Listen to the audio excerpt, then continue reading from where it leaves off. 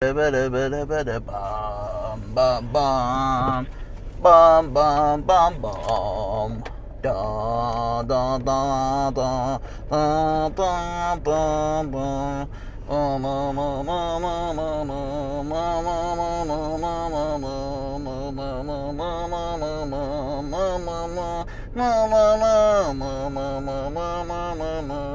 It sounds like a bing. It sounds like a choir warm-up. Red leather, yellow leather, red leather, yellow leather, red leather, yellow leather. Oreo. That's not how I did it. Oh yeah, because your teacher's stupid. Oreo. That's how you did it. Yeah. That's rough. No, it's not. That's rough. They should publicly execute your performing arts teacher. Why? That's rough. No, it wasn't. Yeah. On Wreck-It Ralph, it goes, Oreo. Or whatever the fuck that was. You're so mean to me. Hey, everybody. Welcome to the Mesoscale Podcast. It's your host, A.L. Sanders. C-Dubs. Owls. A-L-Z. Owls. Owls. And C-Dubs. C.C. Dubs. C-Dubs. C-Dubs. In the house tonight. C-Dubs is my gangsta name. Gangsta. Gangsta rap. Are you gonna rap for us? Ready? No. I got you. Hey. What up? My friends. Yeah. Today we're gonna go kill some people in my Alright. Victorian age. My fucking Crown Vic, cruising around town, prowling, looking like pricks, killing all these people because we don't know just how to react to the things we don't know. So we are all suffering from these crises in our heads. We will all suffer until we are dead. And then when we die, we won't know where we are. Thus is the silence, the death of the stars. That's beautiful. That was so good. It went from rapping to poetry all in one. It was great. That was a double feature. Double feature. Thank you, Yeah. C-Dubs. Yep, double feature. Thanks. For my boys. My boys in blue. Boys in blue. What are the boys in blue? Aren't those police? Boys in blue. Are they cops? That's a cop. I didn't know that. I was like, boys in blue are cops, aren't they? Boys in blue. So wait, are firefighters like boys in red? I think. I only know boys in blue because people use that more. Oh, respect the boys in blue. Yeah, literally, it's that. Back the blue. Back the blue, guys. Just kidding. Don't quote me on that. All right. Don't quote me on that. On that note. Fuck the infrastructure. On that note, we are the Meso Squad Podcast. Oh, hey. Before we start. This is a shout out. This is a shout out. This is a shout out. Shout out. You have a shout out. Shout out. Shout out. Shout. Okay. Look how pretty those flowers are. Yeah, my husband doesn't bring me flowers. It's milkweed. She's pointing out milkweed. Yeah, but they're purple. It's fucking milkweed. Purple and yellow and white. Milkweed's so gross. Look how pretty. They're purple. I've never seen purple ones. They're the spikiest damn plant in the entire damn world. In the desired? Yeah, shut up. Listen, but they're purple. They are purple. It is actually my favorite color. Well, my favorite flower. Do you know my favorite flower? White rose. And? That's all I know. Oh, I like orange flowers. Orange flowers? That's lately, that has been one of my favorites. But I also love the color orange. Orange. Shout out! Oh, yeah. Shout out! Shout out! So, for our shout out today, we have one. It's a horror manga created by someone in our community. by the name H. Nugi Art. Hunugi? Hunugi Or H. underscore Nugi? Art. And it's spelled HNUGIE_ART. So they just, I don't know if it's quite finished yet, but I believe it's completely done. But it's called I See Through Cat Eyes. It's a horror one-shot. Really cool. And the art in this is absolutely fucking insane. I mean, Again, we would love to share it, but yeah, because we're more of an audio platform, we can't really read it. But I highly recommend, if you guys can go check this out. This guy is... And I'll put the picture, if we're allowed to, up. Yeah, I think we got permission to put the picture up. So you guys can at least see it within the YouTube visual. But we'll put a link down below so you guys can go check out the story. Yeah, the link will be down below. We wanted to shout him out because it's a super fucking cool artwork, super fucking cool storyline, really well done. So H. Nugi Art, if you hear this, keep up the good work because it's really fucking cool. Then moving on, do you have any announcements? The only announcement I have is, guess what, everybody? Guess what? What? Be the audience for me. Okay. Okay, ready? Let's start over. Okay. Guess what? What? We got new mics. We did. It probably sounds so much better. It doesn't sound like we're talking through fucking gravel. But you might also hear more menial sounds. Like CW trying to get a drink and his ice. Yes. But let us know if you guys like it. Also, can I tell them? Shoot.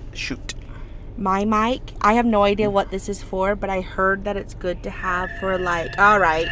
My bad. It's good for us to have the sound quality and stuff. If you know better than I do, because I have no idea. I just was told that these mics are really good. But my mic has a little hairball on the top, or a fur ball. And it's white and black. It's like a little cotton ball. It's really cute. It has a little afro. Should we name him? Yeah, mine's Thomas.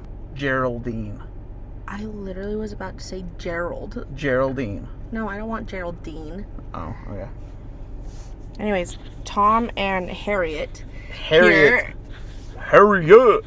Tom and Harriet.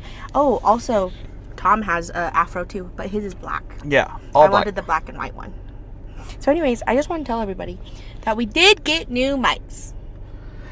That we did. Yep. All right. Do you have any more announcements? I think that's it. Oh, the last thing we should mention is we changed a little bit of the visual of how the mesoscale scaling works, right? Yeah, so if you want to check that out, we'll add it right here. Yeah, so we'll kind of... And we'll do it down below, too, for you guys to see it. But we'll also add it on at least the YouTube so you can see it. But if people who are listening to, Spotify and stuff, you guys can see it in the comments below. Because we wanted everybody to see what we kind of changed. But really, we just changed... It's the same concept, 1 through 5, but they're different names. So we thought it was kind of fun. Yes, and okay, now that we're talking about it and we're rolling, I just remembered. So I've been doing something where I'm doing fan art for people's stories that we read. If this is cool and you guys like the idea, just let me know. Mind you, some of them are already released on Reddit. Yes, I'm staying encouraged, but my God, it is... I forget how much art takes out of me. But people have really liked it. I know. They really thought it was fun. Now, anyways, moving on to the story. Story time. We have... Do you want me to tell him or do you want you to tell him? No, you can tell him. You want me to tell him? Listen, I reached out to this author. And to be honest, this was going to be a 4 or 5 different author stories when I was imagining what we were going to do for this episode. But when I reached out to the author, he goes, oh yeah, this is actually a 4-part series. And I was like, oh, sweet. So that's what we're doing today. So today we are going to be reading Welcome to the Jungle. And I'm not sure if it's like the full story is called Welcome to this Jungle, but in different parts. But I'm going to say it's the whole thing is Welcome to the Jungle. Can I? Yes. Can I do this? You can do it. Welcome to the jungle. We had fun and games. We had everything you want, but we know the names. We are the people that you find whenever you may need. When you got the money, honey, we got your disease. To the jungle. Oh, to the jungle. Yeah, my 17. Oh, I want to hear you scream. That's all I got. Do you feel better? Yeah. All right. That's actually like I felt the weight of the world lift off my shoulders. Okay, good. Whew. Anyways, it's called Welcome to the Jungle by...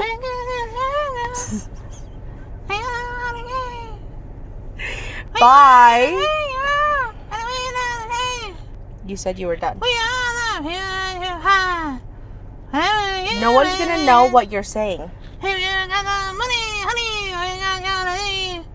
Anyways, so who it's by? Can I at least explain who it's by?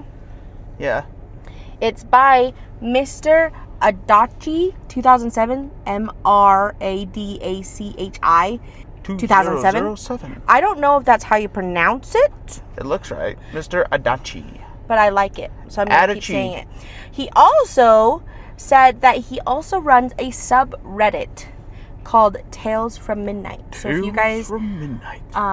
It's kind of like subreddit that like reads the same stories or like not read stories, but share stories and stuff like that. So it's really fun. So if you have the chance, you should go check them out. It's really cool. Anyways, spread the wealth. Again, it is a 4-part. Break it up in the 4 parts so you guys can read it too with us if you guys want to. But we're gonna try and read all of them today. So I'm excited.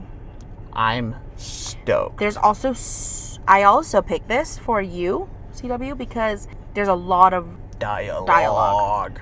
Yeah, I know. I was looking at it. I've read the first one. So far, it's pretty good.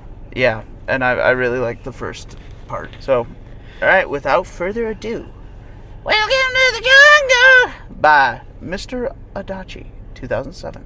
Part uno. Protect your ears. Loud sound alert. Loud sound alert. Loud sound Loud sound alert. Loud Loud sound sound alert. alert. Loud sound alert. Rise and shine, soldier. My eyes clicked open, and standing in front of me is my commander. He towers over my slumped body. Still feeling tired? Too bad. Wake your ass up, GI.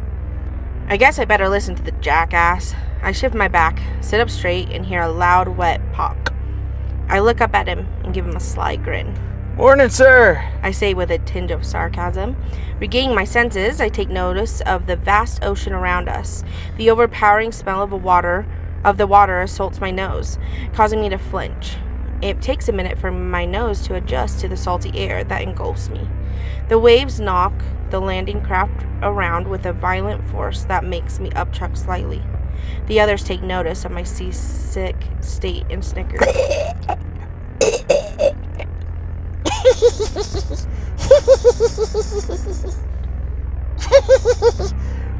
Hey, don't lose your lunch, bud. Shut up, jerk. I snap.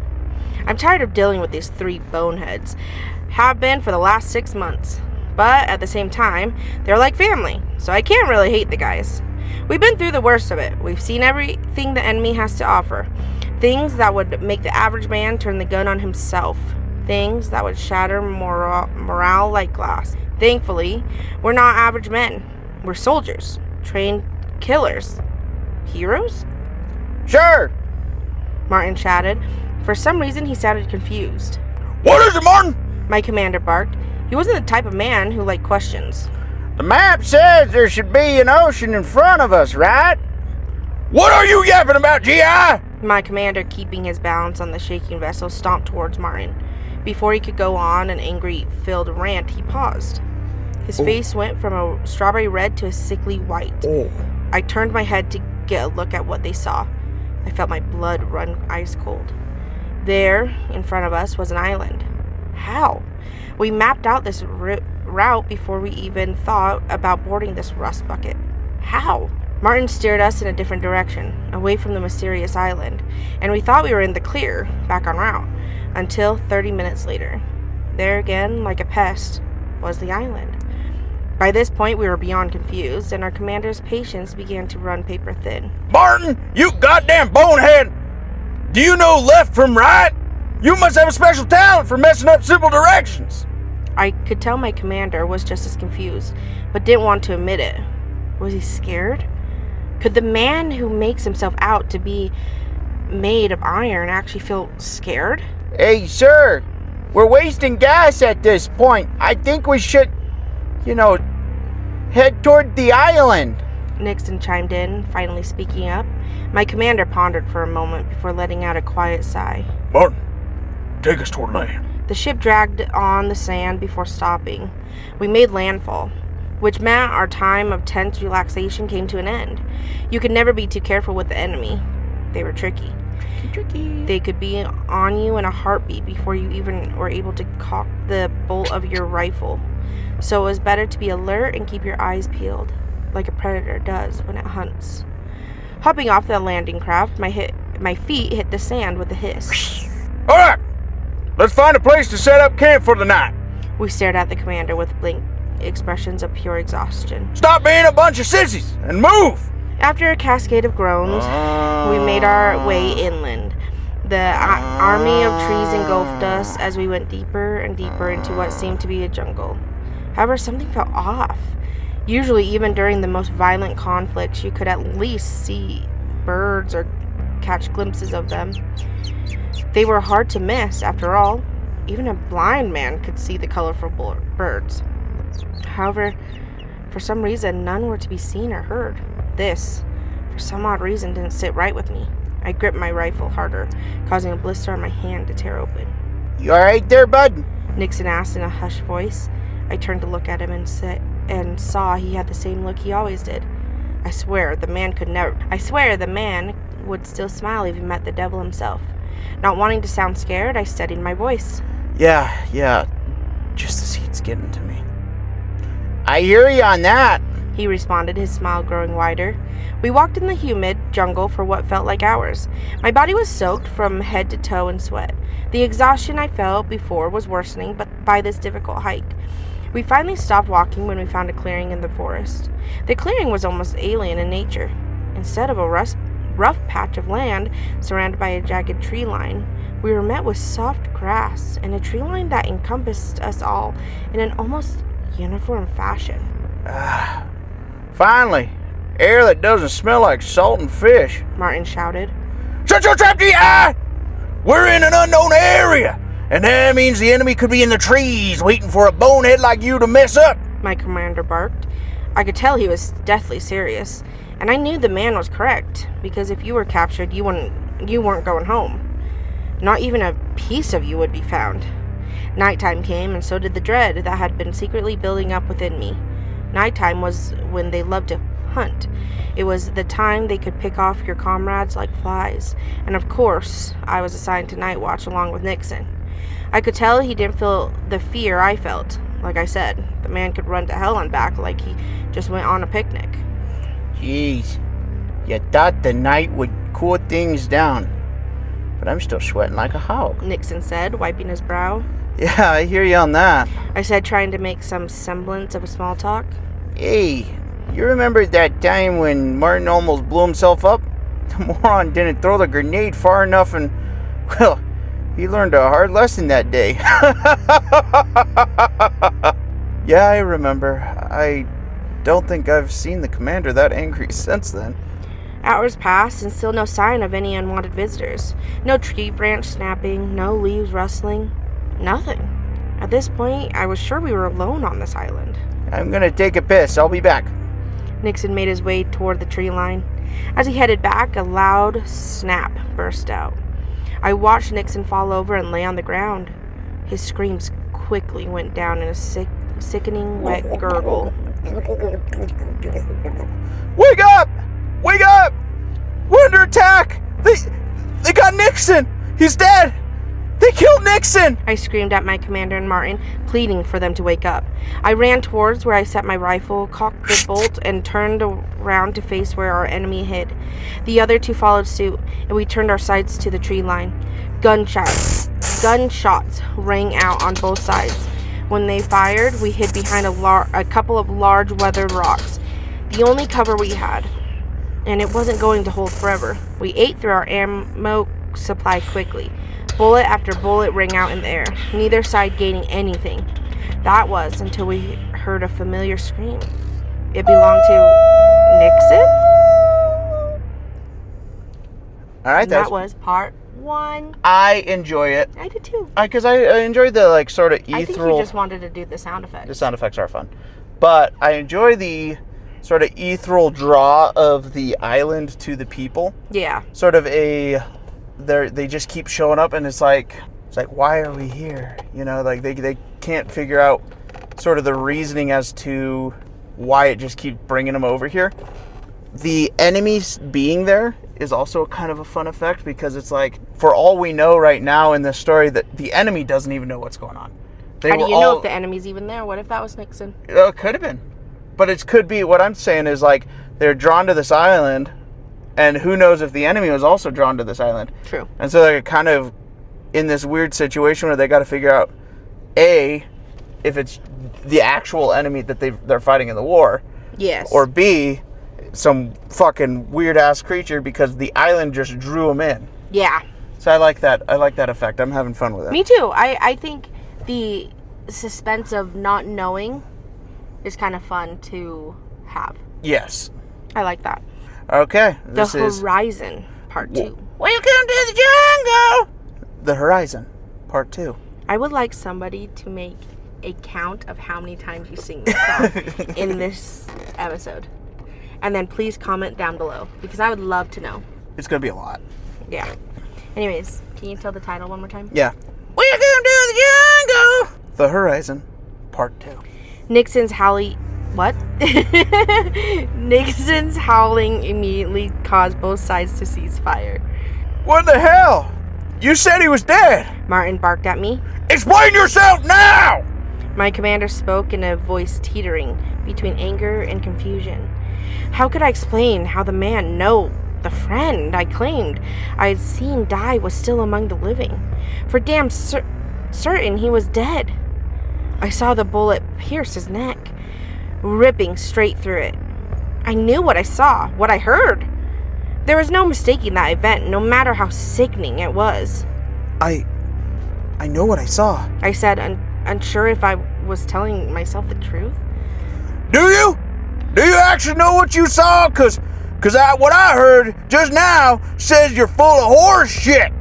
Tension was growing among us, and it was getting worse with each unanswered second. Lieutenant Martin, calm down. I think Kennedy is telling the truth. An hour passed, and I could feel the adrenaline that had fought off my exhaustion wearing off. I knew if I kept going, I would end up like... Never mind.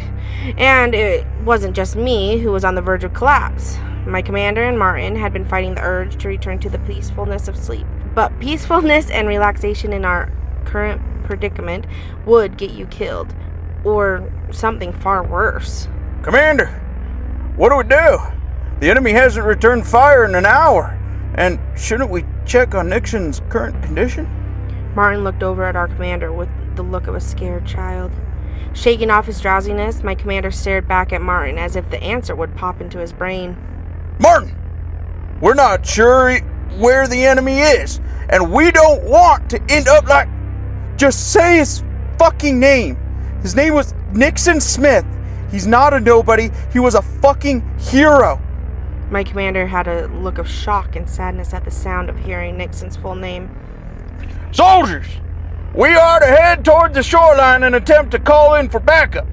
We don't know how many of them damn soldiers are hugging the trees on the island, so it's better to call in for backup. Martin intercepted. He winced, expecting the commander to go on a rant.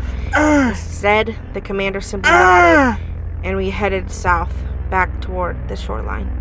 Footsteps echoed via the crunching leaves, causing me to flinch in anticipation of the enemy. They could be anywhere.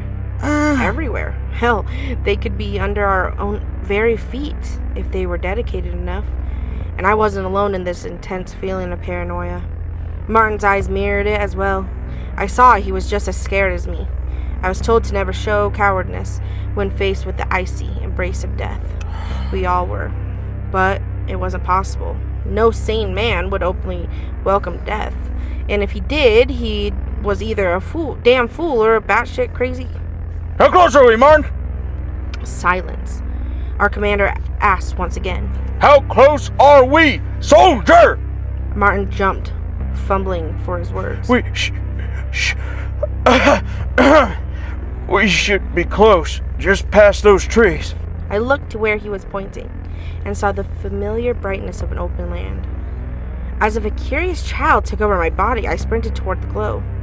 Instead of the beach, I was met with a clearing. No, we couldn't have gone in circles, right? We went in a straight path the entire time, not taking a single turn. No. My mind had to be playing tricks on me. It had to be. What the hell? Martin howled. The commander stood in silence. Let's turn around. The monotone voice of the commander struck an odd nerve. He wasn't angry at Martin. There was no calling Martin a bonehead, no telling him how much of a dumbass he was. Just a simple order. One that my feet seemed to immediately follow. My whole body ached with a throbbing pain. I could barely think straight with how much it hurt. I needed for this to be over with. I just wanted this nightmare to end. We saw a light once more. This time, it had to be the shoreline, right? It had to be. It just had to be. I expected the sound of crashing waves and pungent scent of salt to meet my senses. No, not again. No, this isn't fucking happening. How? How did we end up back at the fucking clearing? My commander started to shake violently. Technically, it's my commander started to violently shake. Whoops. Martin fell to his knees and attempted to speak until finally the words came out in a coherent structure. Nixon was lucky, because right now, God has truly forsaken us. And that was the end of part 2. Part 2.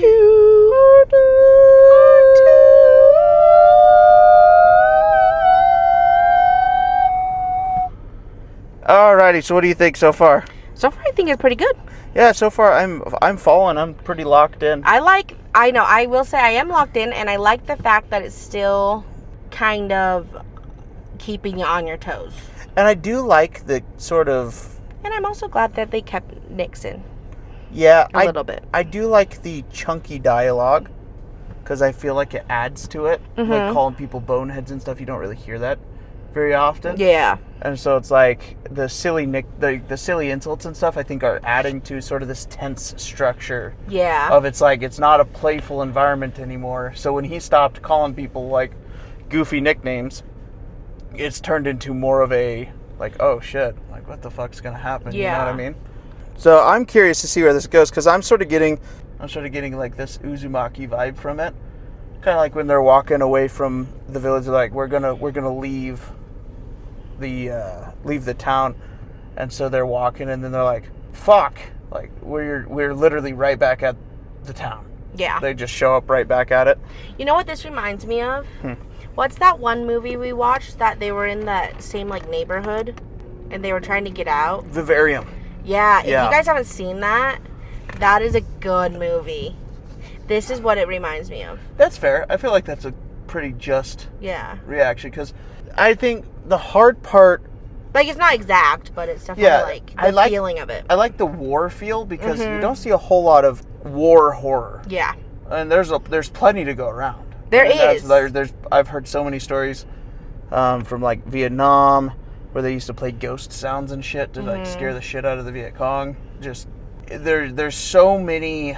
Well, I feel like people also are very nervous to use war as a horror feeling. You know what I mean? Mm-hmm. Because of how realistic some things could possibly be. Yeah. And so I like the way this is going, because I feel like even though it does have some of that war feel in it, it's still very much distinctual. I don't know the best, like... It's very in its own realm. Yes. Like, war horror is almost completely different from normal standard, like, but I feel like... and boogeymen. Yeah, and I feel like Mr. Dashi did it very well. Yeah, I feel like this is very sense. well executed. So I think that makes it even better.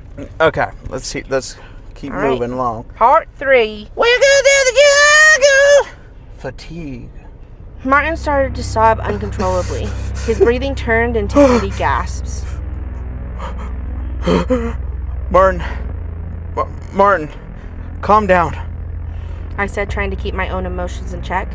I looked over to the commander, expecting to see him attempting to defuse the situation, to call Martin a sissy or a bonehead. But the brave, stoic figure we've come to know had turned into a husk of his former self. He just stood there in silence, looking at Martin with glazed eyes. Commander, what do we do? Every time we attempt to head toward the beach, we end up back at this fucking clearing. I waited for a response, but was only met with a look of sadness and confusion. Answer me! You have to have a plan or some fucking idea for how to handle the situation we're in! Anger began to boil in me like a raging fire. The commander finally spoke. We wait here. There's nothing else to do. Nothing.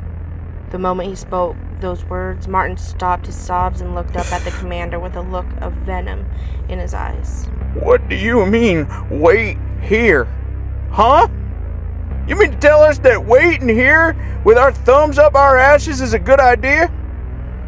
Listen to yourself. Martin stood back up on his feet, his knees noticeably covered in a dusty layer of dirt. He shook with rage and grief. Martin, we'll figure something out. There has to be a way out of here. I'm sure of it. I spoke to Martin with a sense of false hope. I had to lie even to myself that we would make it out of this hellhole. Well then let's go. If you're so sure, then move your ass back toward the tree line with me. Martin grabbed the collar of my uniform, gripping it and pulling on it with a slight tug. His breath smelled of rot. That's interesting, his breath smelling of rot. That's a kind of a cool effect. I think that's... I don't know how to think about that. So you think Martin's already dead? Oh, I didn't even think of that. Yeah, Martin's already dead. Maybe this is like purgatory? What if this is like a dream? It could be a dream. Could be like a dream sequence that he's... Or like one of those like predicting dream sequences that we see. Yeah. I don't know. Were you trying to skip down below and see if... No, my fat finger just fucking jumped me all the way to the bottom of the page. Oh. So, yeah, that's my bad. That's okay. But it's alright. So far, it's really good. I like a lot of these sentences. I like the obscurity. Yes, how he's put that obscurity feel. It's like, I don't know what the enemy is. Mm-hmm. We don't know if they're really the enemy or if they're just some fucking crazy monster. We kind of have a rough idea because they shot Nixon. So it's kind of like one of those things where it's like, are these things human? If they're human, then are they stuck here just like this troop? Mm-hmm. Or is it going to be one of those things where it's like they're not human and they're hunting these people down? Yeah. Well, I think it was cool too because even in the beginning it was like, I think it was the beginning where it was like, no one's supposed to make it out alive if you get caught with the enemy or something like that. Uh-huh. And it's like, you can even think like, well, is it the island? Like, no one's able to get off the island. Mm-hmm. Whether there's people there or whether it's just the island itself of like, the island's not going to let you go. Yeah. You know, or something like that. I think it's really cool to I also think it's have those. Really interesting to sort of see the failing bravado of the commander.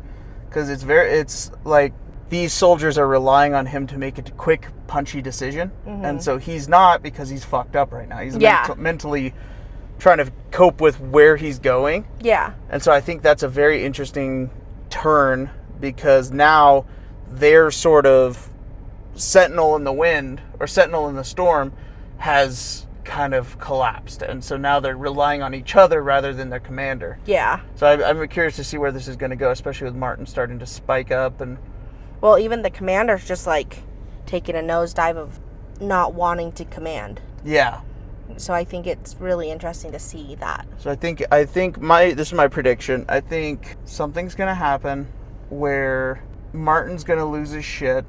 He's going to kill the commander. Or are they supposed to get crazy because of this?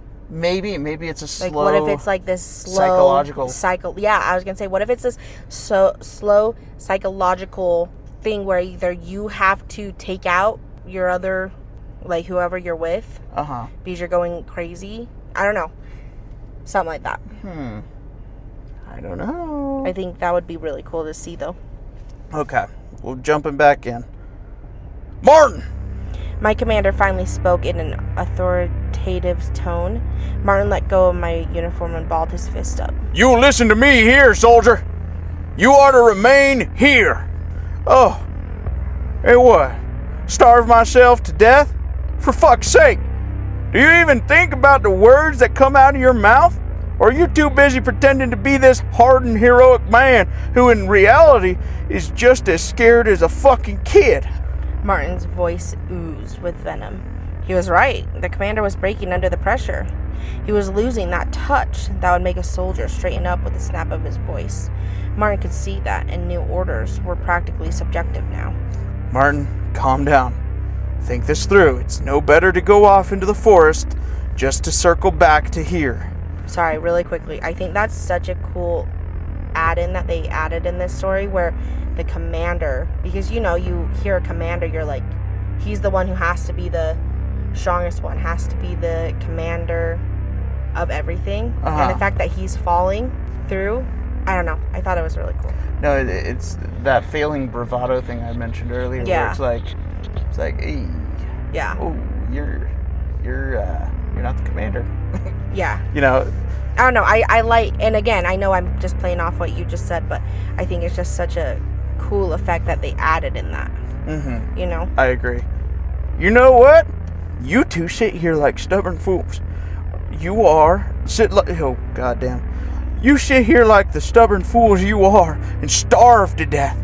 I'll find my own way out of this fucking place. Before I could say anything, Martin grabbed his rifle and stomped over to the sea of vegetation. Hours passed, and there was no sign of Martin returning, and caused all the emotions from before to funnel into one: fear. Fear was the only thing I felt. He should have been back now. He should have circled back to the clearing by now. Commander, do you think you found some way toward the beach? You must have, right? The commander looked at me, then tilted his head back down. I wanted to shout at him in anger again, but I felt the situation was already bad enough to no point making it any worse. The tension still hung over us like a parasite. It ate away at anything positive I could think of, replacing it with dark thoughts. Thoughts of fear and delusion. Thoughts that would end up with me dead. I started to think Martin was right about Nixon. I think Nixon got off easy. He got the comfort of death, and No, I was thinking like a fool. We would get out of this even if it meant I had to crawl my way back. Even if it meant I had to see the sight of this clearing 100 more times, I would get out of this hell we've been subjected to. My thoughts came to a screeching halt when I heard a twig snap. The sound seemed to draw the commander's attention as well. The dark thoughts came back. My mind began to flood with the dread and paranoia. My guard lowered when I saw a familiar figure. It was Martin. Wait, something was off. In the pale moonlight, he shuffled towards us. A coat of crimson covered his face. He was muttering to himself over and over, his face frozen in a state of perpetual shock. His pupils were dilated to an almost animalistic degree.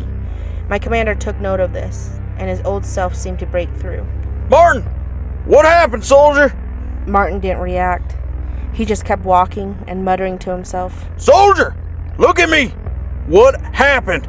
My commander said in an almost compassionate voice. Martin finally stopped and looked at him with a detached stare. I killed us. I killed us. What do you mean, soldier? Before my commander could ask again, Martin raised his rifle. He gripped the bolt, cocking it back, with a hushed metallic echo following suit. Martin, stop! We're your friends! I yelled, pleading with Martin, hoping sense would return to him. It did nothing. He raised the rifle and aimed it at our commander. Martin, stop! The sound of roaring gunfire rang in my ears. I looked at our commander and saw him go limp. A dark stain began to spread where the bullet had struck. I looked back at Martin. I looked up at him with fear, and with this sense of fear gnawing at me, I ran. All right. All right. That was beautiful. I really liked it. That was really fun. But guess what? We have one more part. We do have one more part. Part 4. Part 4. Welcome to the jungle! Hero. Final. Sprinting through the maze of the jungle. Get your drink.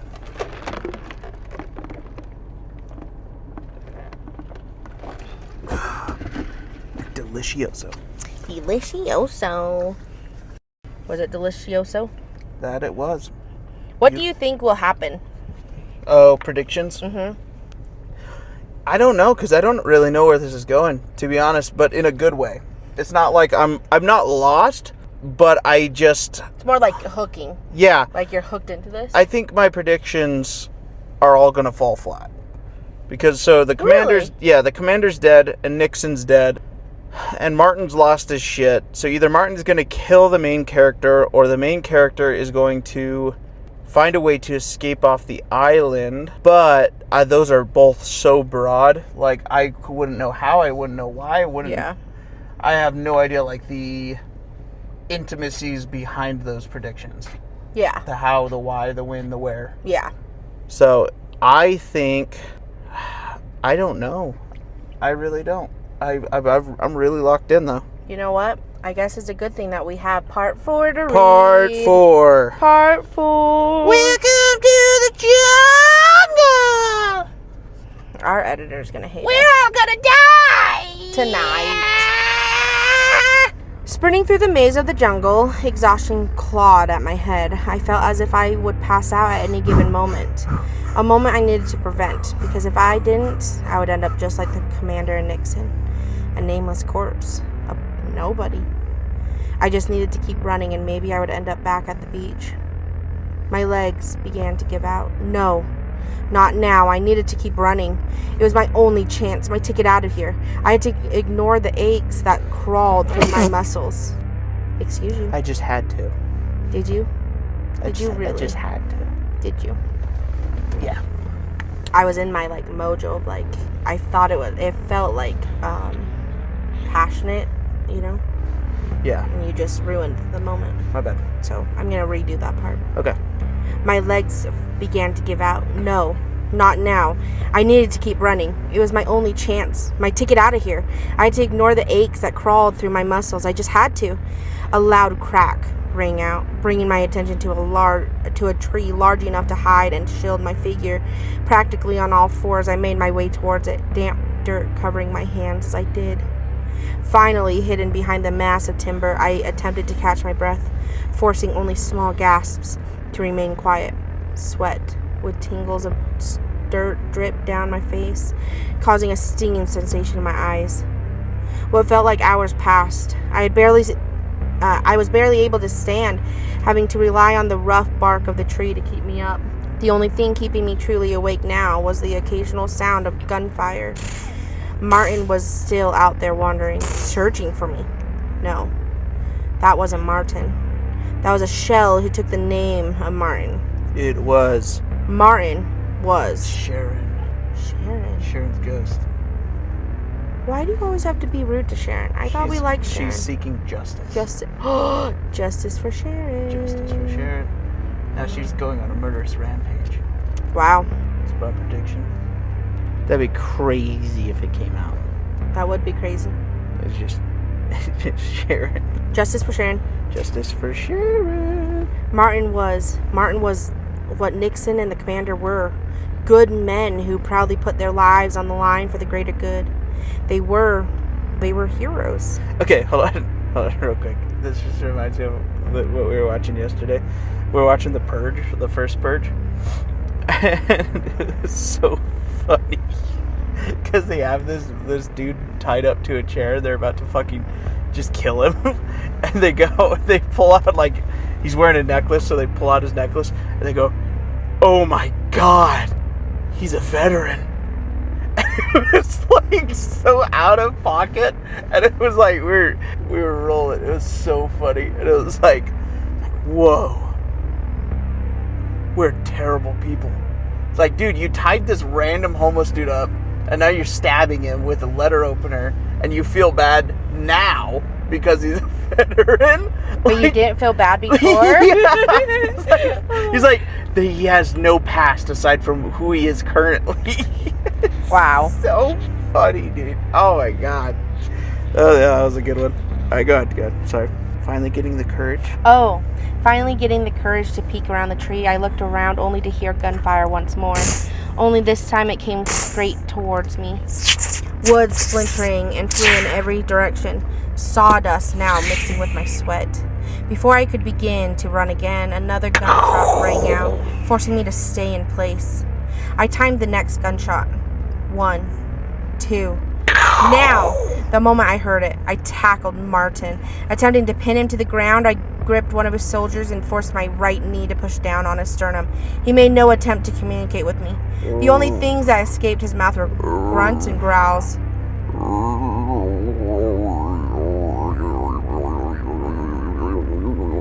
That's how he's growling. I noticed, but it's your turn. Jesus Christ! Stop! For fuck's sake! Just snap out of it! I can't lose another! I just can't! Martin! Speak to me, man! What did you see? Answer me! Please! Tears began to drip down my cheeks, and the jungle was flooded with tirade of sobs. I just wanted my friend back. I didn't want to escape this island a lonely man before I could regain composure. Martin's fist hammered against the side of my skull, forcing me to fall back, releasing him from my grasp. Now on top of me, Martin wrapped his hands around my neck. Pressing his thumbs into the center of my throat, he began to squeeze. The sudden lack of air was agonizing. Coughs and attempted gasps flew out of my mouth. I tried to get him to stop, weakly pounding my fist against his ribs, with no success. My hands flailed. My hands flailed. My hands flailed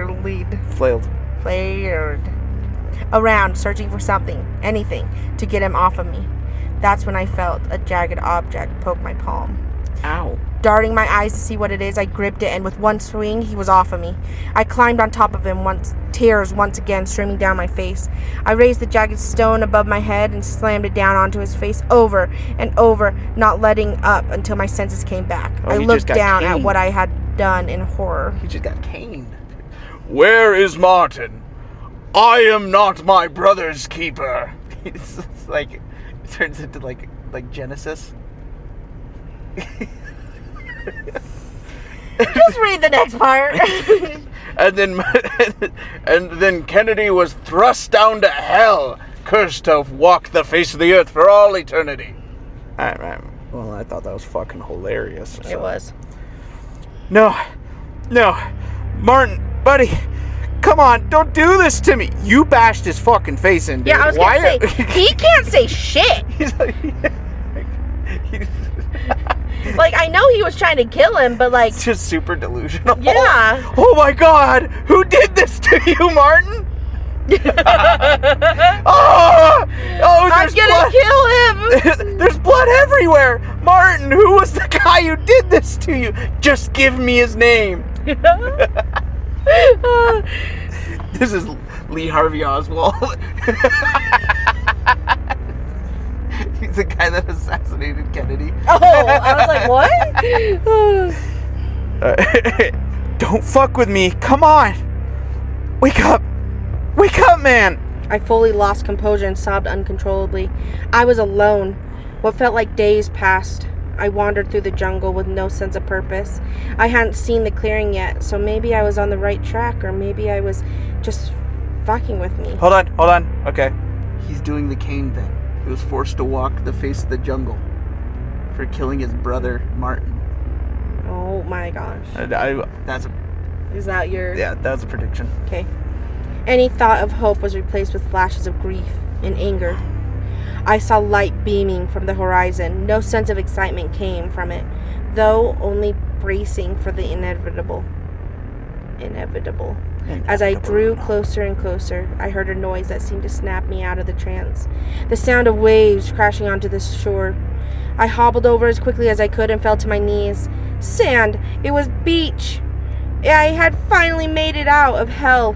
I was able to celebrate until a group of voices drew my attention. Something in Japanese. I don't read Japanese, so I'm not even going to try. And so I'll just translate. There are Americans nearby! Aim your guns. And that is the end of Welcome to the jungle! By Mr. Adachi, 2007. Woo! How did you like that? I really enjoyed it. I feel like the hard part with me is horror. With horror or anything, the endings always like need to stick for me to like just respect it. Wow. And I feel like this ending was relatively well-rounded. Yeah. I think the hard part for me was the introduction of like actual soldiers, like the actual enemy, because that means Nixon was probably killed by the actual enemy. Yeah. So I don't know if I really necessarily... And then everybody else took each other out. Yeah, so like I like the psychological standpoint, but I feel like this would have been so much better as like a creature feature or cosmic horror of like Nixon is wiped out by what looks like a bullet, but it's not actually a bullet. Yeah. And like the rest of like the crew slowly wiping themselves out because this thing just feeds off of their terror. Yeah. I feel like that would be really cool. But where it stands right now, it's kind of like everyone just lost their shit, and after Nixon died, and then they just killed each other. So I don't know. I feel like it was well executed, but I feel like it could have been a little bit smoother of an ending, if you know what I mean. Which I get that, but I also feel like it could have been a little bit hard to end it. That's fair. That's in a way of horror, if that makes sense, because it's like I thought the idea of the story and the way it was written, each part, I thought was pretty good. I liked it. I would have also loved to see this in the time era of like the Vietnam War.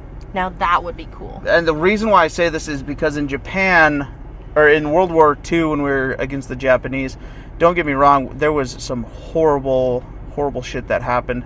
But I feel like Vietnam, when it comes to the abandoned villages and the like violent nature of not just the Viet Cong but also the Americans. Yeah. With like horrible situations that we committed, horrible atrocities we committed and horrible atrocities the Viet Cong committed.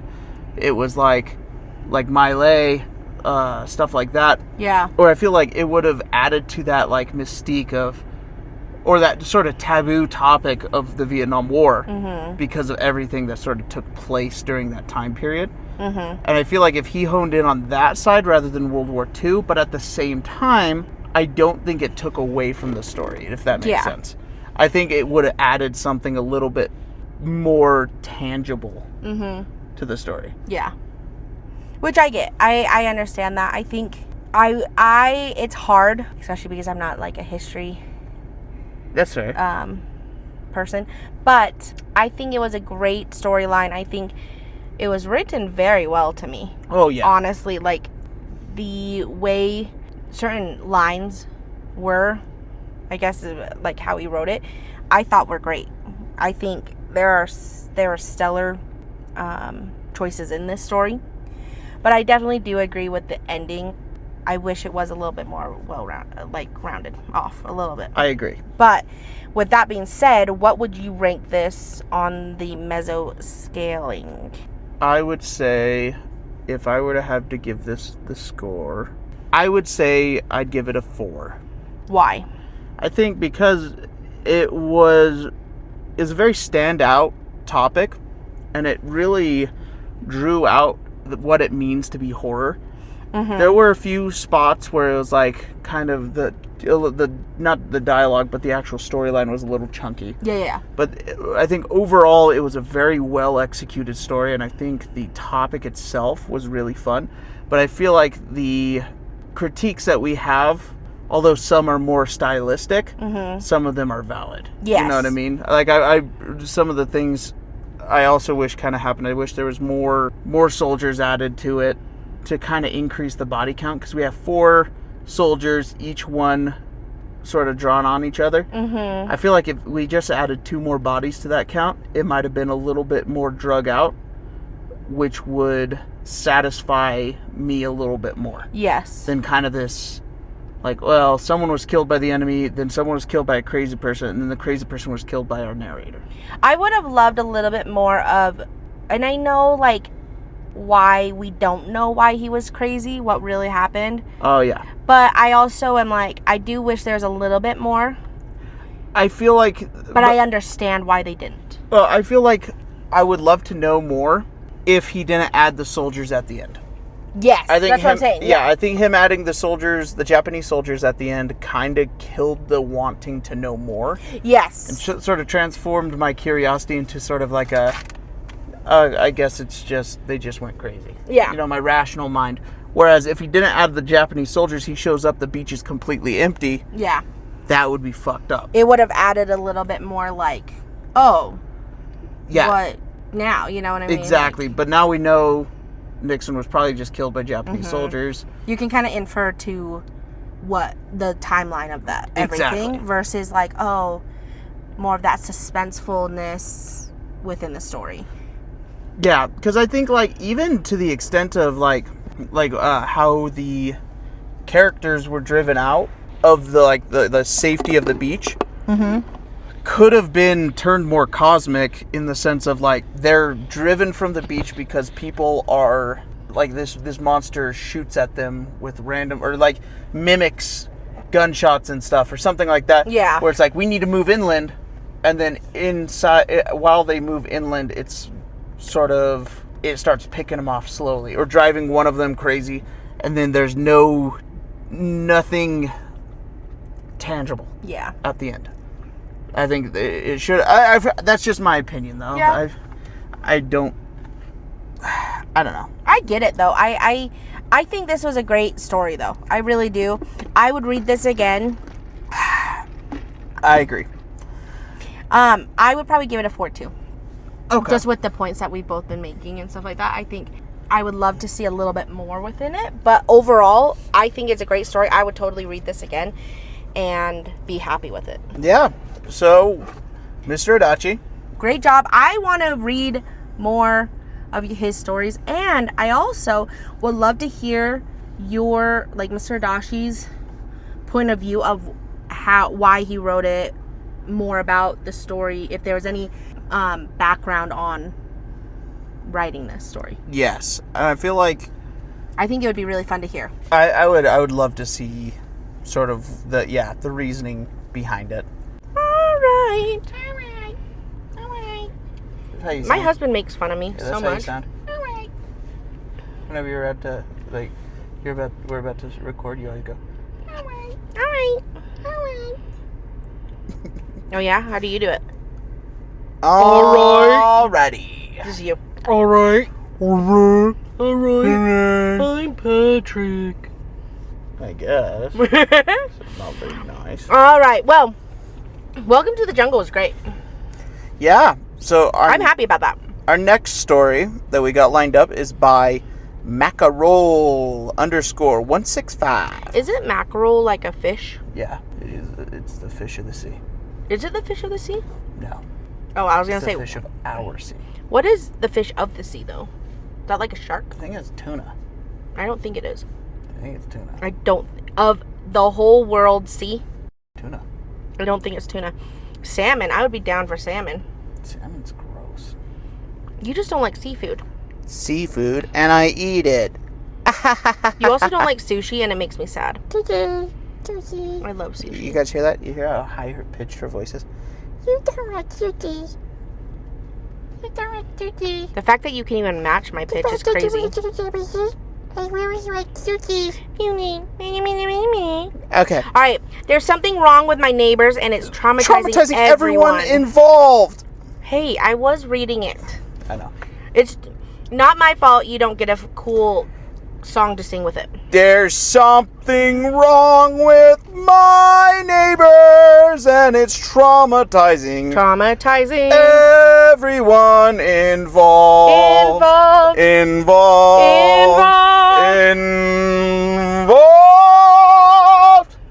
That was really good. Thank you. Oh.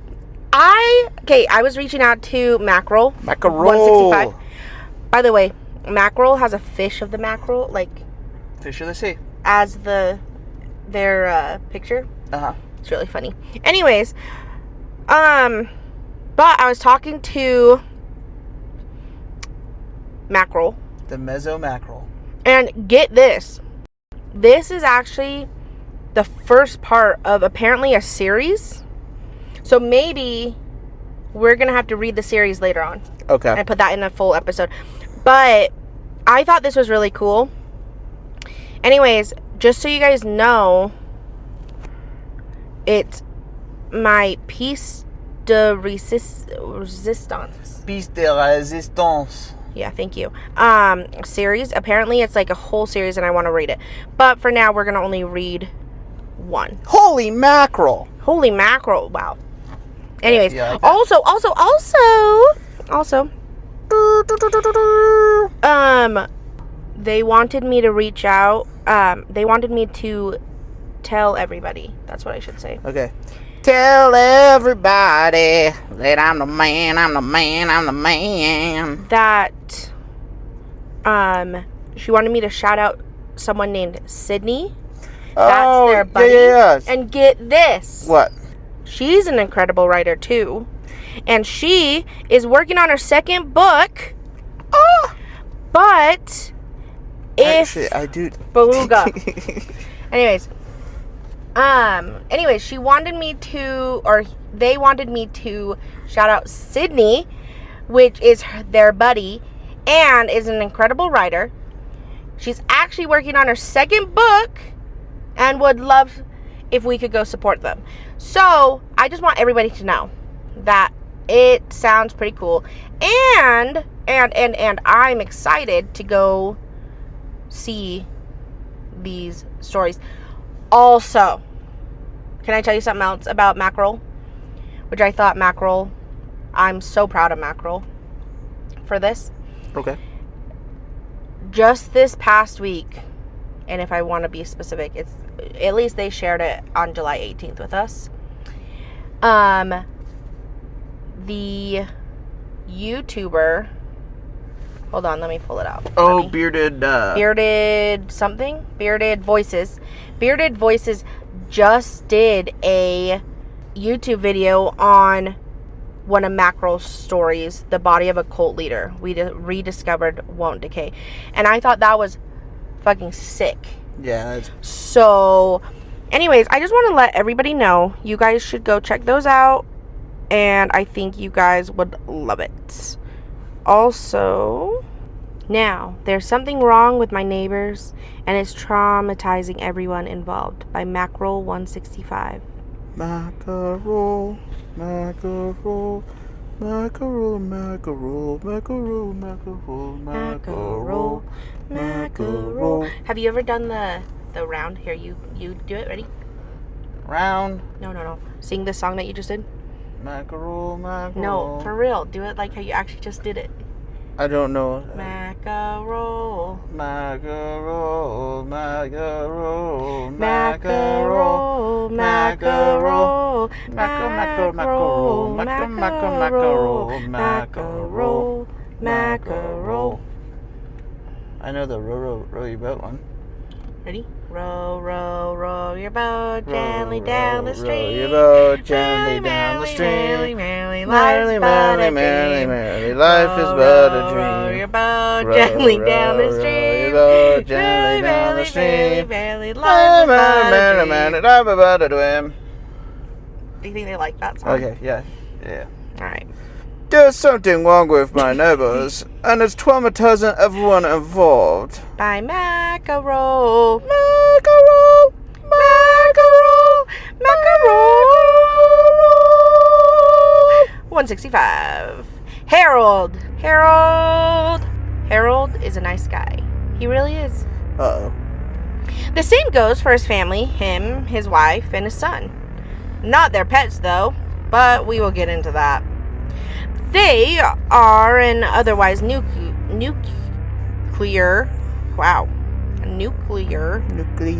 family. He hosts the family He hosts the neighborhood barbecue every once in a while during the summer, and his wife, Bianca, bakes holiday cookies for the entire neighborhood during December. Their son, Job, is a nice boy, too. He politely asks if he can shovel my driveway the first snowfall of every winter and asks if he could take a flower or two from my garden to give to his mom in the summer. I already hate this. If it weren't for some of the actions they had taken and some of the things I have seen, I wouldn't be writing this post at all. I should probably preface that I have no history of mental illness. That sounds like something that someone with a history of mental illness would say. At least prior to living here, or visual hallucinations. I did have an audio hallucination once, but that's because I ate a brownie that I would later learn was a special brownie, and I began hearing monkeys screaming in the drywall. I really want a monkey. Anyways, back to the neighbors. I have no issues with how they interact with anyone, especially towards me. Well, I guess I should just flat out say it, since there really is no delicate or seamless way to transition to it. Harold has no skin. Bianca is only skin, and Job is a skeleton. I mean, you know, those 3D medical models that depict the muscle that depict the muscle layer of a human with a fascia? I think it's fascia. That Harold's. Or that's Harold. Yikes. Okay. Alright, I don't need your sassafras. That's Harold. What's worse, though, is that he's constantly bleeding. He addresses it by saying that he has an unusual aggressive form of hyperhidrosis. But I think we all know it's worse with his clothes. They become soaked and stained, unless he's wearing black or red. As you converse with him, you'll witness firsthand a white shirt becoming soaked in red within minutes. He always carries a handkerchief to wipe his face, but he keeps it in his pocket. So as you'd imagine, it's usually soaked. You can always hear Harold coming by, the sound of a joyful laugh and squelching shoes. Gross. Fuck this family. I was right to hate this family in the beginning. I was thinking, for a few minutes, I was like, nah, I'm being too harsh. You are. Too harsh. No, this is like... You haven't even heard about everybody. 100% justified. He also leaves a trail of blood in his wake. Always. So you'll never lose him, even if you tried. Then there's Bianca. Sweet Bianca. She moves like a sheet in the wind. You know those cheap Halloween masks you see at Spirit Halloween? That's her face. Gross. She has no eyes. Her head is hollow, not as an insult. I mean, you can literally look inside her head and it is empty. And her face stays the same, never moving. She does speak, though. I won't lie, her makeup on her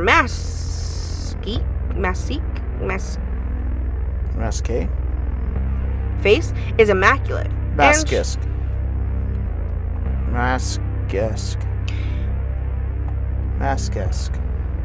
Face is immaculate, and she always has her hair done right for the occasion. She's so nice, but I won't lie, when she walks in, makes every alarm in my head go off. She moves like a mix between a specter and a baby deer. What's a specter? A ghost. Oh. Her arms hanging limp as she flings her legs forward. You could tell she's using whatever strength she has to hold her torso upright, but usually she lets her head flail to prevent her spine from collapsing. Her outfits are also great, but I've seen her safety pin a tank top to her shoulders.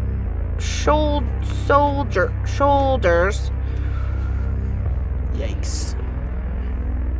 Her outfits are also great, but I've seen her safety pin a tank top to her shoulders, so it wouldn't slide off while she was playing with Job.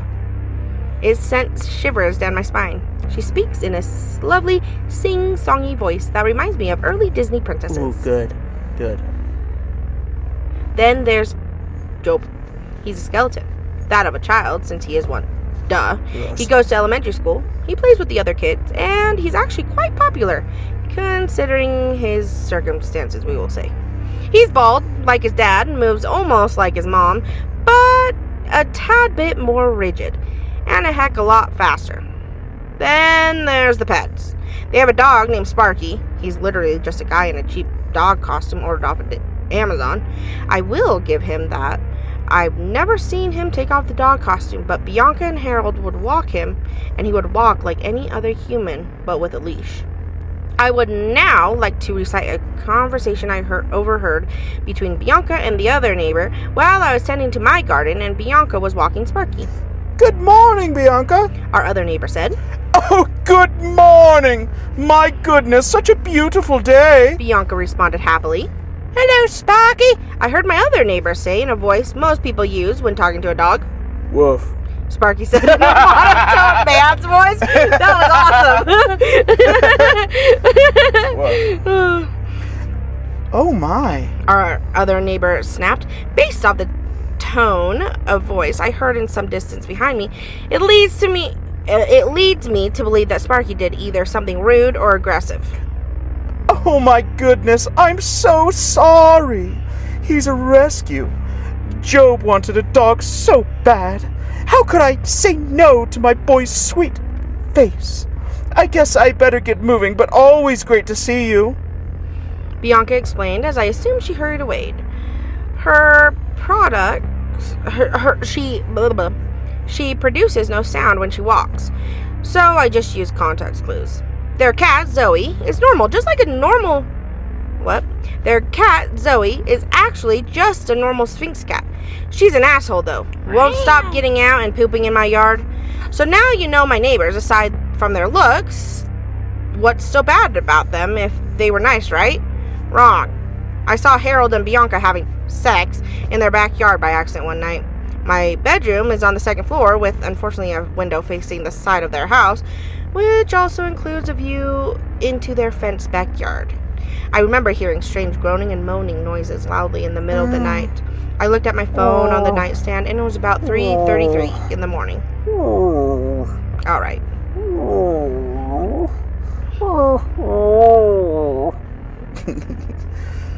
What degenerate is doing the nasty? I mumbled sleepily to myself. I pulled myself out of bed, turned on the lamp, and looked out the windows. First, the window facing the street, nothing. Then the window facing my neighbor's house. I saw some guy with long hair standing in the backyard. He was naked and slightly hunched over. I was confused, though. There was only one guy, but I heard two distinct voices. One male, one female. Now I was tired, and at this point confused more than I already was from my sleepy days. I assumed that maybe this was just some drug addict attacking Bianca. He could have been crushing her into a ball for all I knew, because her papery figure. Just because she looked weird didn't mean she deserved to be attacked. Disagree. So I did something stupid, but in good faith. I quickly walked over to the dresser, grabbed my flashlight I kept there for a power outage, went back to the window and opened it, and shined a light at the man. Hey! What are you doing in my neighbor's backyard? I shouted firmly and loudly, hoping to scare the believed drug addict from potentially hurting someone. When the man turned around, we met each other's eyes. I would recognize Harold's freakishly blue eyes from anywhere. Hell yeah. He was wearing Bianca. Hell yeah, that's cool. Her skin was stretched so tautly over his body that it looked as though it was about to rip like fabric. It looked like Bianca's face was stretched over Harold's, like if it were a normal guy being stretched by the most severe wind tunnel. Ugh. His hands were placed all over her breast, and her entire body was smeared with blood, the same blood that was leaking out from the eye holes and mouth hole as I stared at them now. It couldn't have been more than 15 seconds, but for me it felt like hours. I distinctly remember my immediate reaction. Oh, Jesus! I screamed in horror as I turned away, slamming the window shut as I turned my body. I could hear Harold and Bianca's muffled yet panicked voices in the distance. Worse enough, I could hear the squelching steps of them running back in their house. Oh. I couldn't sleep for the rest of the night. I just stared at the ceiling as I laid in bed. That image burned into my retinas every time I closed my eyes. Then a morning arrived. A couple hours later, I heard my doorbell ring. I went downstairs and opened the door. It was Harold, Bianca, and Sparky who was on the lead. Harold was holding a plate of cookies that I know Bianca made. Harold says he tries not to cook due to hyperhidrosis and not wanting to get others sick. Bianca was shyly turned away, holding Sparky's lead. Sparky was also facing away because he was peeing on my lawn, like how a drunk guy pees in a back alley. At one point, I could see him flipping me off during the conversation with Harold, and Bianca quietly smacked Sparky's arm and say, Sparky, naughty. Anyways, the conversation, I remember when I initially opened the door, my stomach dropped. I wanted nothing more than to slam the door, but I saw the plate of cookies and Bianca's shy body language. I decided it was only fair to at least listen. I am really sorry about last night. Harold said as he handed me the plastic-wrapped cookies, the plastic drenched in blood. No, I'm sorry. I shouldn't have... No, believe me. If we saw you do something like that, we'd probably have the same reaction. Though I must ask you not to take the Lord's name in vain. He said with the extreme charisma he always had. That's hilarious. I couldn't remember how to say charisma. No, I'm saying that his though I must ask you not to take the Lord's name in vain. I stare at the cookies. I feigned a smile at him. Look, me and the missus don't get much time alone anymore, and well, Job is with his grandparents, and we wanted to try something. I'm sorry you had to see. It won't happen again. Are we cool? He said with sincerity. My first thought was, fuck no. However, these weren't inherently malice people. So I nodded with a semi-real smile this time, and they went about their day. I did slam the door, though, leaned my back against it, and slid onto the ground. I looked at the cookies. Bianca made her favorite cookies, which were the least favorite of the neighborhood. Her black bean cookies. I have lots of more experiences, but I wanted to start off with the one that scarred me the most, because if I have to have that in my mind, so do you too. I go to therapy now. That helps. I talk to my therapist and see if I should write again. It actually helped me process some stuff, like she said. That is the end of There's Something Wrong with My Neighbors, and it's traumatizing everyone involved. By Mackerel. Holy shit, that 165. That was so good. That was really good. I think we should take an episode to read all of them. Yeah. The whole series. We definitely were going to. Yeah, that's not even a question. That was so good. That was fucking awesome. You had me locked in for that one. I did? No, I was going to say. So that's... Oh my god. Like, the skin wearing... Oh god. Just brutal. It was like... The detail of how they explained it, I was like, oh, I don't like that at all. Oh, God, like, it's just dirty. That was really good. I really like that. What would you rate it? Oh, God, that's got to be a 5 for me. I was going to say a 5. It's just clean, it's elegant, it's like I had nothing held me up. Yeah. The pacing was smooth. It was precise. It was exactly where we wanted it.